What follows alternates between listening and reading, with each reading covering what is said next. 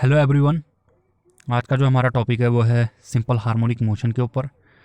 आज हम डिस्कस करेंगे सिंपल हार्मोनिक मोशन के सारे फार्मूले, इसमें सारे फार्मूले कवर करेंगे। तो स्टार्ट करते हैं। इससे पहले मैं centre of mass, laws of motion, kinematics, trigonometry, rotational motion 01, rotational motion 02, इन पे ऑलरेडी फार्मूला सीट अपलोड कर चुका हूँ। अगर आपने वो नहीं देखे हैं तो उनको प्लेलिस्ट से जाके देख सकते हैं। ओके, और इस वीडियो का पीडीएफ लिंक भी आपको नीचे डिस्क्रिप्शन में मिल जाएगा। ठीक है, तो वहाँ से जाके आप इसके पीडीएफ को डाउनलोड कर सकते हो। तो चलिए स्टार्ट करते हैं। So what is SHM? SHM का मतलब, एसएचएम सोचते ही कई लोगों के मन में आ जाता है कि एसएचएम एक वेव है, लेकिन ये एक वेव नहीं है। Simple harmonic motion is not a wave, it is simple a motion. Okay, ये एक सिंपल मोशन है, ये वेव नहीं होती है। ठीक है, वेव और सिंपल हार्मोनिक मोशन में बहुत डिफरेंस होता है। उसकी इक्वेशन देखना, वेव की इक्वेशन होती है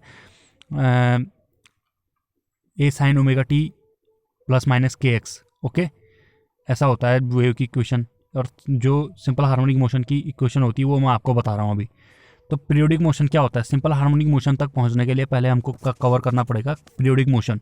so what is periodic motion? Periodic, जिसके नाम से पता चला कि एक पीरियड में अपनी वैल्यूज़ को रिपीट करता है। मतलब एक period means repeats after regular interval, means ये हर रेगुलर इंटरवल के बाद अपनी वैल्यूज़ को रिपीट करता है।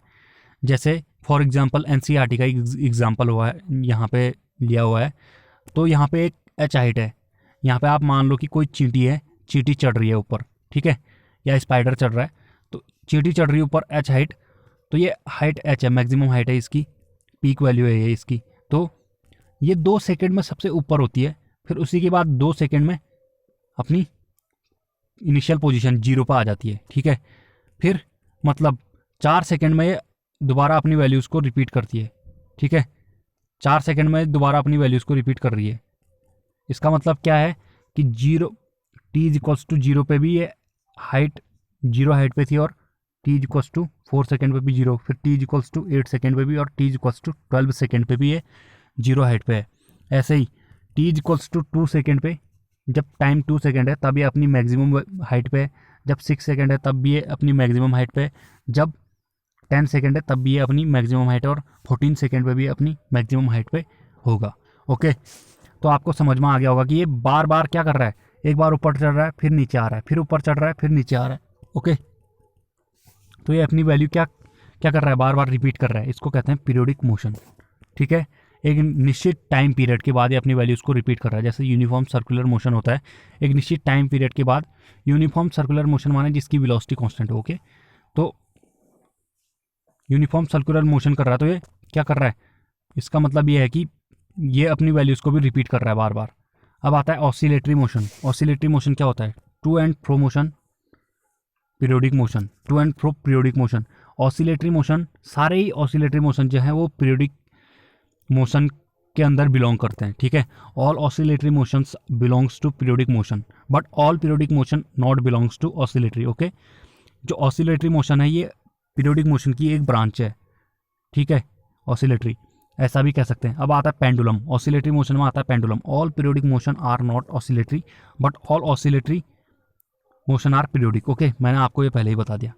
अब हमारे पास आता है जो पीरियोडिक, जो हमारे पास ऑसिलेटरी मोशन होता है ना, उसमें क्या क्या होता है? ऑसिलेटरी मोशन में एक मीन पोजीशन होती है। यहाँ पे सिंपल पेंडुलम ले लो, तो यहाँ पे मीन पोजीशन है। मीन पोजीशन का मतलब है जहाँ पे पेंडुलम रुका हुआ है सीधे ऊपर को, मीन पोजीशन है। और एक्स इज इक्वल्स टू 0 है, मीन्स डिस्प्लेस भी कुछ किया नहीं है, तो डिस्प्लेसमेंट 0 है। X is displacement. ओके, तो ये क्या है, ये लेफ्ट एक्सट्रीम है, ये राइट एक्सट्रीम है। ओके, तो जब मैं पेंडुलम को छोड़ूंगा तो पेंडुलम यहाँ कभी इधर जाएगा। ओके, एक निश्चित टाइम पीरियड के बाद वो अपनी वैल्यूज़ को रिपीट करेगा। ठीक है, और ऑसिलेशन भी करेगा, एक टू एंड फ्रो मोशन करेगा। ठीक है, तो मीन पोजीशन और इक्विलिब्रियम पोजीशन इसकी ये है। तो जब ये इधर को चलता है, जब ये यहाँ जाता है निगेटिव एक्स की डायरेक्शन में, तो तब जो फोर्स होता है ना वो हमेशा मीन पोजीशन की तरफ को एक्ट करता है। फोर्स भी और एक्सक्लेरेशन भी। Force and acceleration always acts towards the mean position. Okay, तो ऐसा भी कह सकते हैं। अब दूसरी बात हमारे पास आती है कि ये जो एफ है, जब ये निगेटिव एक्स में जाते हैं तो ये पॉजिटिव एक्स की तरफ को चलता है, मीन्स एफ और एक्स क्या है, एक दूसरे के अपोजिट हैं। देख लीजिए यहाँ पे एफ निगेटिव डायरेक्शन में है और डिस्प्लेसमेंट पॉजिटिव डायरेक्शन में है। ओके, तो देख लीजिए यहाँ पर आप, अब यहाँ पे मैं एक स्टेबल इक्विलिब्रियम लेता हूँ। स्टेबल इक्विलिब्रियम का डिस्कस मैं ऑलरेडी वर्क एनर्जी पावर वाले चैप्टर में कर चुका हूँ, वहाँ आप देख सकते हो, क्योंकि यहाँ पे जो होती है ये पोटेंशियल एनर्जी मिनिमम होती है। स्टेबल इक्विलिब्रियम में पोटेंशियल एनर्जी मिनिमम होती है। तो आप देख सकते हो कि जब मैं इस डायरेक्शन में एक्स से डिस्प्लेस करता हूँ तो ये नीचे की ओर आना चाहेगा, और जब इधर करूँगा तो ये नीचे की ओर आना चाहेगा। ठीक है, तो फाइनली अपनी इक्विलिब्रियम पोजीशन पे आना चाहेगा। इसका मतलब क्या है, जब एक्स और एफ क्या है, एक दूसरे के निगेटिव डायरेक्शन में, इसीलिए f is equals to minus के x, where k is SHM constant. ये बाद में चल के स्प्रिंग कॉन्स्टेंट बन जाता है जब टाइम पीरियड निकालते हैं हम तो। Okay, F is equals to minus के X to the power N. N की वैल्यू हो सकती है ऑड इंटीजर 1, 3, 5, 7, 9। ओके, ऐसी वैल्यूज लेके आएगा एन। ठीक है, अब इसी का एक स्पेशल केस है simple harmonic motion. Simple harmonic motion में क्या होता है, यहाँ पे 1, 3, 5, 7 ये सारे क्या हो सकते हैं, पावर में हो सकती हैं। लेकिन जो सिंपल हार्मोनिक मोशन होता है, सिंपल हार्मोनिक मोशन में एक्स टू द पावर 1 होगी, सिर्फ एक को ही लेके आएगा। ठीक है, F is equals to minus के X to the power 1। Okay, ऐसे लेके आएगा, एक ही वैल्यू लेके आएगा। अब देखते हैं सिंपल हार्मोनिक मोशन क्या है।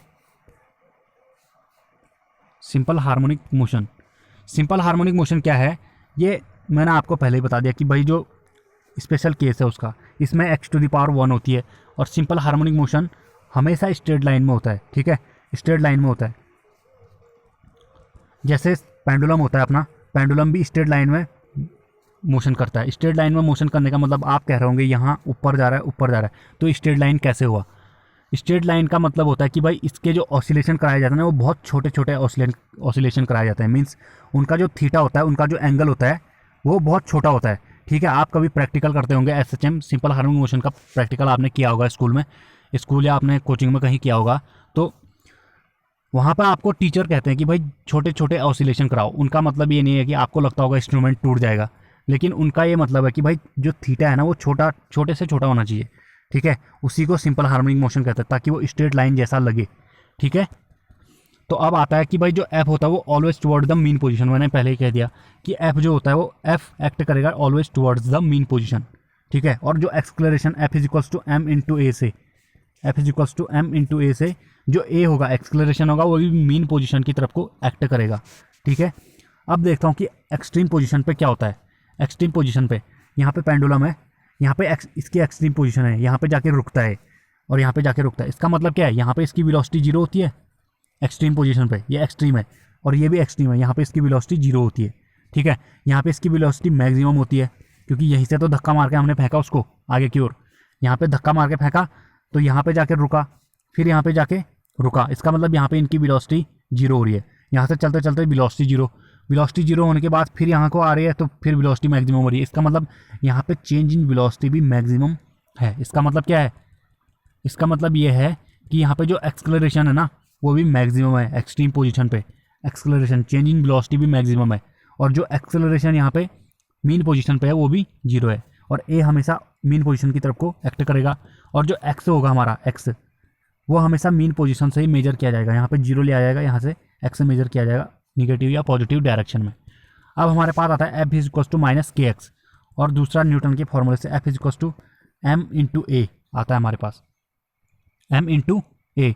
तो F is equals to minus के एक्स, तो मैं ऐसा भी लिख सकता हूँ कि माइनस के एक्स, मैं ऐसा लिख सकता हूँ कि माइनस के X is equals to M into A. तो मैं ए की वैल्यू निकालूंगा तो के एम यहाँ चला जाएगा डिवाइड में, तो ए इज इक्वल्स टू के माइनस के बाई एम इंटू एक्स, इतना आ गया। अब के की वैल्यू होती है सर्कुलर मोशन से ये k is equals to omega square into m, या एम ओमेगा स्क्वायर होता है। तो के की वैल्यू रख देंगे तो एम ओमेगा, एम से एम कैंसिल, तो ओमेगा स्क्वायर इंटू एक्स आ गया हमारा टोटली। ठीक है, और अगर मीन पोजीशन पे हैं तब क्या होगा उस केस में, जब हम मीन पोजीशन का मतलब क्या है कि डिस्प्लेसमेंट 0 होगा, एक्स इज इक्वल्स टू 0 होगा मीन पोजीशन पे, तो एक्स की वैल्यू 0 रख देंगे तो एक्सक्लेरेशन ऑलरेडी 0 आ जाएगा यहाँ से। इसका मतलब क्या है, मीन पोजीशन पे एक्सक्लेरेशन भी 0 होता है। अब आता है इक्वेशन फॉर एसएचएम के लिए इक्वेशन। पहला आप चलते हैं, जो वेलोसिटी आता है, पहले वेलोसिटी बता देता हूँ आपको। वेलोसिटी होती है एसएचएम की v is equals to plus minus under root A square minus x square into omega, ठीक है, या v is equals to plus minus omega into a square under root A square minus x square. अब यहाँ पे मैं omega square की value रख देता हूँ, ठीक है, यहाँ पे ओमेगा स्क्वायर की वैल्यू भी रख सकता हूँ। और इनको ड्राइव्ड करके ये अगर मैं v को क्या लिख सकता हूँ मैं, D X by D T लिख सकता हूँ, D X by D T, क्योंकि change in displacement upon change in type is velocity. Okay, तो जब मैं इसको इंटीग्रेट कर दूंगा उस डायरेक्शन में तो कितना आ जाएगा, मेरा x is equals to something आएगा, तो वो आता है x is equals to A sine omega T, x is equals to minus a sine omega T, x is equals to a cos omega t and x is equals to minus A cos omega t. तो पहले बताता हूँ कि x is equals to A sine omega t कब आता है। वो तब आता है जब हम मीन पोजीशन पे हैं। देखिए यहाँ पे जब हम यहाँ पे हैं, 4 केसेस बनेंगे। एक यहाँ पे हैं मीन पोजीशन पे इधर की ओर चल रहे हैं, पहला केस।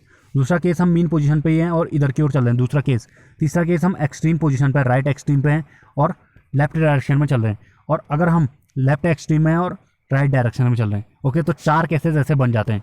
तो 4 केसेस में जब हम t इज इक्वल्स टू 0 पे, x इज इक्वल्स टू 0 है, मीन्स डिस्प्लेसमेंट 0 है, मीन्स मीन पोजीशन पे है, और t is equals to t पे हम समथिंग चल गए इस पॉजिटिव x डायरेक्शन में, क्योंकि x पॉजिटिव है, ठीक है। तो तब आता है हमारे पास x is equals to a sine omega t, ठीक है। अब दूसरा जो केस आता है हमारे पास, हम मीन पोजीशन पे हैं, t इज इक्वल्स टू 0 पे, जब 0 टाइम था तब हम x is equals to 0, displacement 0 था। अब t is equals to t पे हम पहुँच गए निगेटिव x डायरेक्शन में, x निगेटिव लिया गया है, देखो यहाँ पे, ठीक है। तब हमारे पास इक्वेशन आती है x is equals to minus a sine omega T.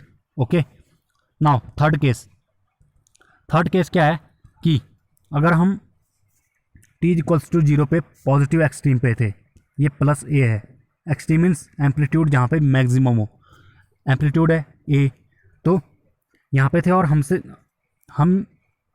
t is equals to t time पे पहुँच गए नीचे की डायरेक्शन में, ठीक है, इधर को पहुँच गए। तब हमारे पास आती है इक्वेशन तब आती है हमारे पास x is equals to a cos omega T, ठीक है। अब जो चौथा केस आता है वो आता है हमारे पास कि t इज इक्वल्स टू 0 पे थे हम, माइनस ए एक्सट्रीम पे, इस वाले एक्सट्रीम पे, और इधर को चले, x डिस्प्लेसमेंट हो गया, तो हमारे पास आ जाती है यहाँ पे minus A cos omega T, x is equals to minus A cos omega T. आपको आई होप आपको ये सारी समझ में आ गई होंगी ये इक्वेशंस। सो नाउ आता है कि जनरल इक्वेशन ऑफ एसएचएम, ये भी इन्हीं इक्वेशन से जनरल इक्वेशन बनेगी। तो जनरल इक्वेशन ऑफ एसएचएम कैसे निकालते हैं, तो कैसे निकालेंगे हम इसको, जैसे हम x is equals to A sine omega T पहले हमने ले लिया कि भाई जो है हम एक्सट्रीम से मेन पोजीशन चले राइट एक्सट्रीम की तरफ को, लेकिन वहाँ पे हमारा इनिशियल फेज क्या था, इनिशियल फेज डिफरेंस कितना था, इनिशियल फेज था हमारा फाई। इसका मतलब हम क्या थे, इनिशियल फेज से फाई आगे थे। यहाँ पे मैं आपको समझा सकता हूँ, देखो जैसे ये है, यहाँ पे सर्कुलर मोशन हो रहा है, तो यहाँ पे हम यहाँ से थीटा एंगल आगे चले, थीटा एंगल मतलब t इज इक्वल्स टू 0 पर यहाँ पे थे और t is equals to t time बाद यहाँ पे पहुँच गए। तो जब यहाँ पे पहुँचे तो इसका मतलब क्या है, x is equals to A sine omega T बन गया हमारा, क्योंकि थीटा इज इक्वल्स टू कितना होता है, theta is equals to omega into T, means angular displacement is equals to angular velocity into time. Rotational motion में पढ़ा होगा आपने, मैंने पढ़ा रखा है, वहाँ वीडियो जाके देख सकते हो आप, ठीक है। तो इतना आ गया हमारा, तो इसका मतलब क्या, ए साइन थीटा, तो ए साइन ओमेगा टी आ गया हमारे पास। लेकिन अगर ये यहीं से स्टार्ट करता और इसका जो थीटा होता है ये फाई होता है अभी, और यहाँ से थीटा एंगल चलता है यहाँ तक, ठीक है, यहाँ तक ये थीटा एंगल चलता है, इसका मतलब क्या था कि A sine omega T plus phi जुड़ जाता है उसमें, समझ गए आप। तो यहाँ पे ऐसी कुछ केस है, ठीक है। और वी मैक्स वेलोसिटी की जो मैक्सिमम वैल्यू आती है वो आती है प्लस माइनस ए ओमेगा, और जो एक्सक्लेरेशन की मैक्सिमम वैल्यू आती है plus minus A omega square. ये सब इसको डिफ्रेंशिएट करने पर आते हैं, ओके। और कॉस की वैल्यू 1 रखी जाती है, साइन की वैल्यू 1 रखी जाती है वेलोसिटी में। जब इसको डिफ्रेंशिएट करेंगे तो वेलोसिटी में कॉस का टर्म आ जाएगा, तो कॉस की वैल्यू 1 कहाँ पे होती है, 0 डिग्री पे होती है ना। और इसको डिफ्रेंशिएट करेंगे तो साइन की टर्म आ जाएगी, साइन की टर्म आएगी तो साइन कहाँ पे होता है 1, मैक्सिमम वैल्यू 90 डिग्री पे होता है, तो उसकी वैल्यू रख के इनको निकाला जाता है, समझिए आप। तो टाइम पीरियड, अब टाइम पीरियड होता है t is equals to 1 by frequency, 1 by 1 by frequency means 2 pi by omega, ठीक है। तो ओमेगा क्या है, angular frequency, omega is equal to 2 pi F या 2 pi 1 by T, 2 pi into 1 by T, ठीक है। अब आता है फेजर डायग्राम। फेजर डायग्राम तो मैंने आपको पहले ही बता दिया। देखो फेजर डायग्राम क्या है कि भाई यहाँ पे कोई मोशन कर रहा है, कोई पार्टिकल यहाँ मोशन कर रहा है और T equal to T time पे यहाँ पे है वो, और एक सर्कुलर मोशन कर रहा है। इसका मतलब क्या है कि T equal to T time पे यहाँ पे पहुँच गया। जब यहाँ पे पहुँचा तो इसका मतलब क्या है कि थीटा एंगल बना के पहुँचाओ, और इसकी जो एंगुलर वेलोसिटी है, एंगुलर वेलोसिटी होती है ओमेगा, तो थीटा की वैल्यू आ जाती है ओमेगा इंटू टी। आपको पहले अभी बता रखे theta is equal to omega into T आ गया। इसका मतलब क्या है, अब मैं आपको बताता हूँ कि थीटा जो है इसका ये वाला कंपोनेंट हो जाएगा, क्या हो जाएगा, ये जो एम्पलीट्यूड है, ये तो एम्पलीट्यूड है ए, इसकी रेडियस मैंने ए मान रखी है, एम्पलीट्यूड ए, तो ए कॉस थीटा, थीटा की वैल्यू ओमेगा टी, ए कॉस ओमेगा टी बन गया। इधर को क्या हुआ, ए साइन ओमेगा टी, ए साइन ओमेगा टी, समझ गए आप। तो ए साइन ओमेगा टी को लेंगे यहाँ पे, तो ए साइन ओमेगा टी ले लिया मैंने, क्योंकि ये क्या है, अलोंग द डायमीटर है, अलोंग द डायमीटर है, तो ए साइन ओमेगा टी ले लिया मैंने। अगर इनिशियल, मगर यहाँ पे इनिशियल पेज क्या है, अभी जीरो है ना, इनिशियल पेज जीरो है, मीन्स फाई की वैल्यू जीरो है। जब फाई की वैल्यू जीरो है यहाँ पे, इसका मतलब क्या है, ओमेगा टी प्लस फाई करेंगे तो omega T plus phi omega T ही आएगा।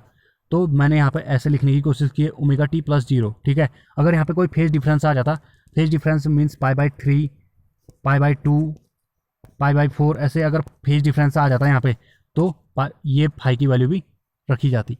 अब आता है एनर्जी एस एच एम।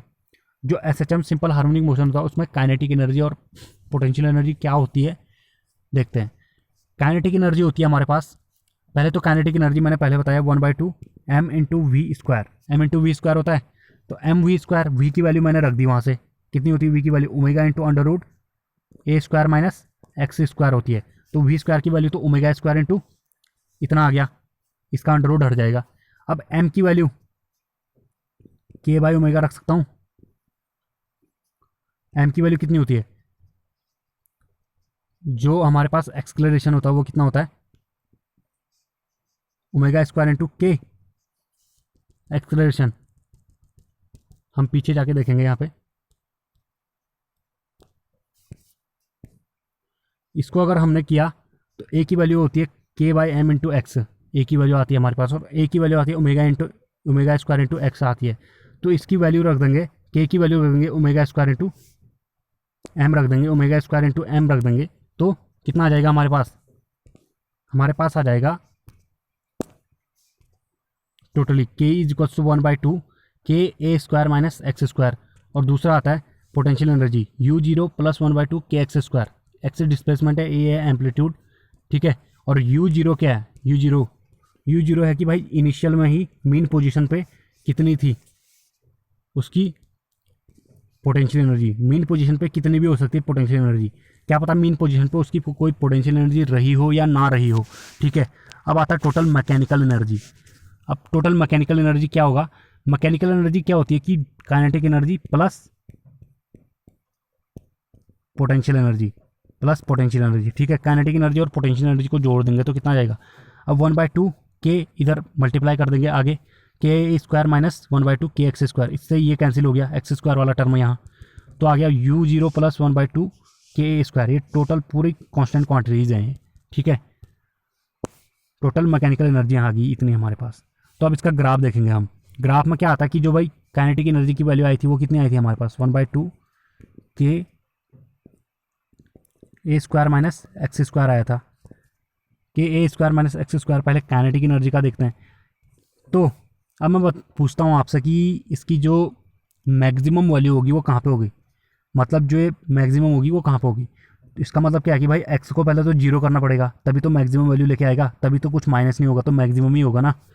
तो इसका मतलब X is equal to zero पे, मीन पोजीशन पे इसकी क्या होगी, मैक्सिमम वैल्यू होगी, ठीक है।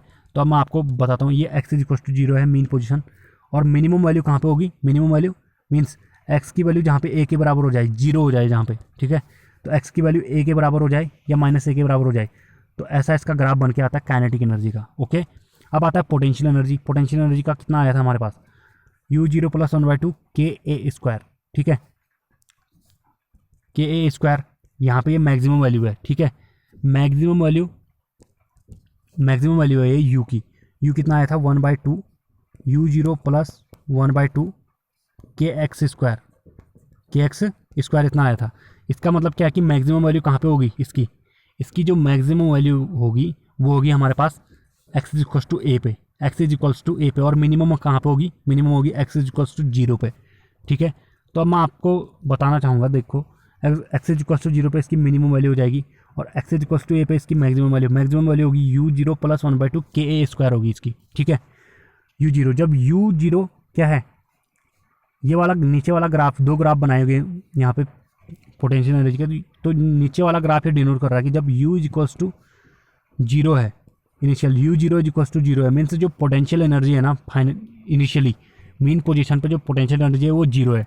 अगर 0 ना होकर के कुछ और है तब यहाँ पे ऐसा ग्राफ बन के आएगा। ओके, अब ग्राफ ऑफ एसएचएम देख, ग्राफ ऑफ एसएचएम के लिए कुछ ग्राफ देखेंगे। पहला देखते हैं हम डिस्प्लेसमेंट वर्सेस टाइम का।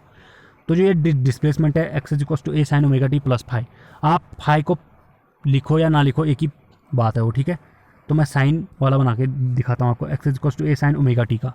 ठीक है, तो ओमेगा टी एक्स से ऊपर को बना लिया और टाइम इधर को बना लिया। ठीक है, तो साइन का ग्राफ आपको पता होगा ऐसा होता है, ऐसा होता है साइन का ग्राफ। तो जैसे जैसे मैं इसमें वैल्यूज़ पुट करता जाऊँगा वैसे ऐसे इसकी वैल्यूज़ आती जाएंगी। अब मैं इसमें वैल्यूज़ पुट करता हूँ। ठीक है, तो मैं इसमें वैल्यूज़ पुट करता हूँ। इसमें वैल्यूज़ पुट किया मैंने पहले, X is equals to A sine omega T, omega की वैल्यू क्या है 2π/t है, यहाँ पे ओमेगा क्या है एंगुलर फ्रीक्वेंसी है 2π/t है। तो क्या हो जाएगा यहाँ पे t is equals to t/2 पे मैंने पहले पुट कर दिया, तो t/2 जब पुट करूँगा तो यहाँ पे साइन पाई की वैल्यू 0 आ जाती है, मीन्स t/2 पे कितना है 0 है, यहाँ पे t/2 है।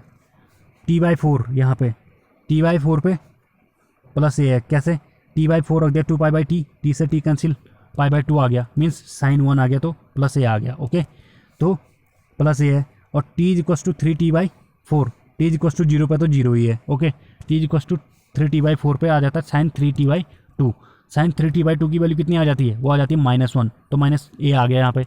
अब t is equals to t पे तो साइन 2π की वैल्यू फिर 0, तो t is equals to t पे फिर 0 पे पहुँच गया। ऐसे ही अगर आप आगे को चलता जाएगा तो इसका ग्राफ आ जाता है। ओके, अब चलते हैं अब इसको डिफ्रेंशिएट कर दूंगा तो वेलोसिटी आ जाएगा हमारे पास। तो हमारे पास आ जाएगा वेलोसिटी का क्या आ जाएगा टर्म, वेलोसिटी को जब इसको X is equals to A sine omega T को कर लेंगे तो कितना आ जाएगा A omega cos omega T. ठीक है, A omega cos omega T. ठीक है, यहाँ पे ओमेगा लिखना भूल गया मैं, तो A omega cos omega T आ जाएगा हमारे पास। अब चलते हैं आगे,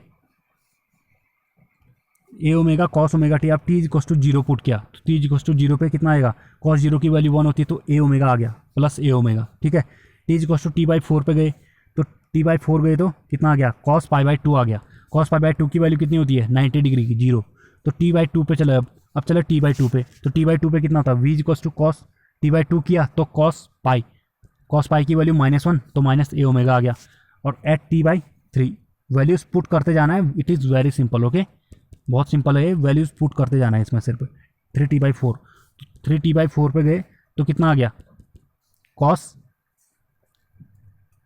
90 डिग्री आ गया। ओके, cos 3t/2 आ गया, cos 3t/2 आ गया तो यहाँ पे 0 डिग्री आ गया। ओके, 0 आता है 3t/2 का वैल्यू आता है 0, 3π/2 का। t इक्वल्स टू टी पे चले तो cos 2π की वैल्यू कितनी होती है cos में 2π की वैल्यू होती है +1। ओके, 2π या 0 डिग्री, 2π और 0 डिग्री बराबर ही होते हैं, तो ए ओमेगा आ गया यहाँ पे। तो ऐसा ग्राफ बन के आता है A omega 0, T equals to 0 पे A omega, T equals to t/4 पे 0, टी इक्वल्स टू -t/2 पे minus A omega, T equals to 3t/4 पे 0, टी इक्वल्स टू टी पे अपनी मैक्सिमम वैल्यू ए ओमेगा पे। तो ऐसा इसका ग्राफ बन के आता है। अब इसको फिर डिफ्रेंशिएट किया तो minus A omega square sine omega T आ गया हमारे पास। अब चलते हैं आगे, तो इसमें हमारे पास फाइनली जो आता है वो आ जाता है एक्सक्लेरेशन का ग्राफ देखेंगे हम।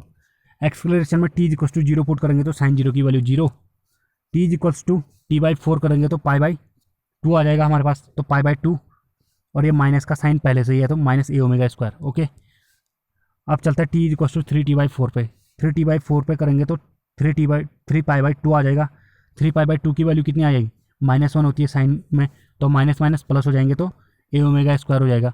अब आता है T equal to T, means एक टाइम पीरियड पे, एक टाइम पीरियड पे 2π आएगा, 2π की वैल्यू 0 होती है क्योंकि साइन 0 और 2π बराबर ही होते हैं, 2π और 0 बराबर होते हैं, तो 0 आ गया। तो ऐसा कुछ ग्राफ हमको बन के मिलता है, समझ गए। तो ये ग्राफ भी मैंने डिस्कस कर दिया यहाँ पे। अब आता है हमारे पास स्प्रिंग ब्लॉक सिस्टम।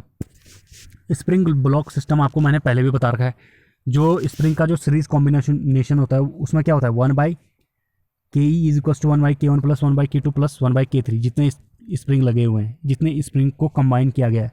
और जो पैरेलल होता है वो क्या होता है, ke is equal to 1/k is equal to k1 plus k2 plus k3, इसमें सिंपल होता है। ओके, तो इसका जो टाइम पीरियड आता है वो होता है t is equal to 2π m/m/k। m इसका मास है और k है SHM कांस्टेंट या स्प्रिंग कांस्टेंट। ओके, अब time period of simple pendulum.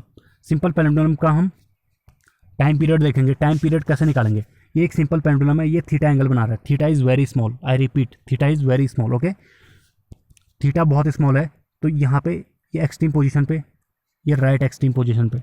अब आपको पता होगा कि भाई यहाँ पे एक mg फोर्स लगेगी, किस पे, इस पे एक mg फोर्स लगेगी ये बॉल पे, तो mg फोर्स लगेगी तो इधर को थीटा एंगल बना, थीटा एंगल है इधर को, तो इधर को mg cos थीटा और इधर को बना mg sin थीटा। इसका मतलब जो साइन थीटा वाला कंपोनेंट है वो इसको नीचे की ओर ला रहा है, ठीक है। साइन थीटा वाला जो कंपोनेंट है वो इसको नीचे की ओर खींच रहा है, ठीक है, मेन पोजीशन की तरफ को ले जा रहा है। अब मैं यहाँ पे सिंपल, तो टी की वैल्यू कितना आ जाएगी, टेंशन ऊपर की ओर कर रहा है, तो टी और कॉस थीटा एक दूसरे के अपोजिट डायरेक्शन में, तो FBD से फ्री बॉडी डायग्राम से टी की वैल्यू आ जाएगी mg cos theta. Okay, mg cos theta. अब मैं यहाँ पे साइन थीटा की वैल्यू निकालूंगा, तो साइन थीटा की वैल्यू कैसे निकालूंगा, साइन थीटा ये आ गया हमारे पास, ये टी है, ये यहाँ पे थीटा है, यहाँ पे आ गया थीटा, यहाँ पे 90 डिग्री का एंगल बन रहा है, और ये वाली आर्म होगी इसकी एक्स और ये वाला हो गया एल, ठीक है। तो साइन थीटा की वैल्यू कितनी आती है, परपेंडिकुलर अपॉन हाइपोटेन्यूस होता ना, लंब बट्टे कर्ण, परपेंडिकुलर अपॉन हाइपोटेन्यूस, तो परपेंडिकुलर कितना है, एक्स अपॉन एल, तो एक्स अपॉन एल, क्योंकि थीटा इज वेरी स्मॉल तो sine theta is nearly equal to theta, तो theta is equal to x/l, तो इतना आ गया। तो mg sine theta is equal to mg l/x, theta sine theta की वैल्यू पे सीधा l/x रख दिया, ठीक है।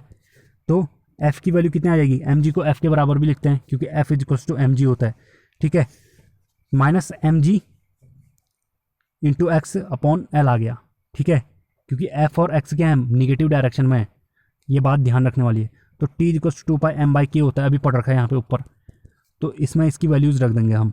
तो k की वैल्यू कितनी आएगी यहाँ से, k की value f is equal to mg l/x और k/-kx रख देंगे, तो x से x कैंसिल हो जाएगा, तो k की वैल्यू आ जाएगी mg/l, mg/l यहाँ पे k की वैल्यू पुट कर देंगे, तो m से m कैंसिल, तो 2π√l/g हमारे पास फाइनली जो आ जाता है वो आ जाता है, ठीक है। फाइनली हमारे पास आ जाता है 2π√l/g, this is the formula of time period for pendulum, simple pendulum. अब चलते हैं हम बार पेंडुलम या फिर फिजिकल पेंडुलम के ऊपर। वो पेंडुलम कैसा भी हो सकता है, गोल भी हो सकता है और रेक्टेंगुलर भी हो सकता है, ट्रायंगुलर भी हो सकता है, कैसा भी हो सकता है, ठीक है। तो इसका जो टाइम पीरियड आता है वो आता है 2πi moment of inertia upon mgl, जो उसकी लेंथ है। ओके, लेंथ का मतलब है कि भाई जो जहाँ पे उसका, जहाँ से उसका क्या करा रहे हैं, ऑसिलेशन करा रहे हैं, जो जहाँ पे उसको पाइवट किया गया है वहाँ से लेके जो उसका सेंटर ऑफ मास है वहाँ तक की डिस्टेंस, ओके, एल, उसको कहेंगे एल। यहाँ पे मैं सिंपल क्वेश्चन लूँगा, जैसे यहाँ पे है एक रॉड, एल लेंथ का रॉड है, और आपको पता है कि एल लेंथ रॉड का सेंटर ऑफ मास कहाँ पे होता है, उसके बीच में होता है ना centre of mass. Centre of mass l/2 distance पे होता है, ए की वैल्यू l/2 आ जाएगी और उसको पाइवट किया है। तो जब मैं इसका सेंटर ऑफ मास निकालना चाहूँगा तो मैं पैरेलल एक्सिस थ्योरम यूज़ करूँगा। पैरेलल एक्सिस थ्योरम क्या कहती है, पैरेलल एक्सिस थ्योरम ये कहती है कि आई इज इक्वल्स टू इसका, इस एक्सिस के about centre of mass is equals to centre of mass के about in movement of inertia, इस एक्सिस के about movement of inertia is equals to इस एक्सिस के अबाउट सेंटर ऑफ मास के about movement of inertia into इसका mass into इसका, इन दो जो पाइवट किए गए पॉइंट्स हैं, सेंटर ऑफ मास और पाइवेटेड पॉइंट के बीच की परपेंडिकुलर डिस्टेंस। ओके, तो ma² इतना आ गया। अब मेरे को पता है कि भाई जो आई होता है, आई सेंटर ऑफ मास होता है किसका, रॉड का होता है, वो होता है ml²/12, ठीक है। और ma², एम की वैल्यू तो एम ही आ गई, और एल की वैल्यू आ गई l/2, ठीक है। l/2 एल की वैल्यू है, क्योंकि इन दोनों के बीच की डिस्टेंस कितनी है, l/2, इतनी एल लेंगे। तो l/2 का जब स्क्वायर करेंगे तो l²/4 आ जाएगा। तो इनको कैलकुलेट करने पर हमारे पास टोटल आ जाता है, टोटल हमारे पास इनको जब कैलकुलेट करेंगे तो कितना आ जाएगा, इनका एलसीएम आ जाएगा 12, और तो हमारे पास 4/12 मीन्स 1/3 इंटू ml² आ जाता है, 1/3 इंटू ml² आ जाता है। अब आई की वैल्यू रख दो यहाँ पे 1/2 ml², 1/3 ml², ठीक है, ml² रख दो यहाँ पे, तो 1/3 ml², और यहाँ पे mgl है ना, जो l/2 रखा जाएगा यहाँ पे, क्योंकि ये भी l/2 इसी डिस्टेंस को रखते हैं यहाँ पे भी। तो 2 ऊपर आ गया, और m से m कैंसिल हो गया, l से एक l कैंसिल हो गया। तो फाइनली जो आ गया टाइम पीरियड t = 2π√2l/3g, ठीक है। तो इतना हमारे पास इसका टाइम पीरियड आ गया। तो आज की वीडियो में इतना ही करते हैं, मिलते हैं अगली वीडियो में, तब तक के लिए ओके बाय।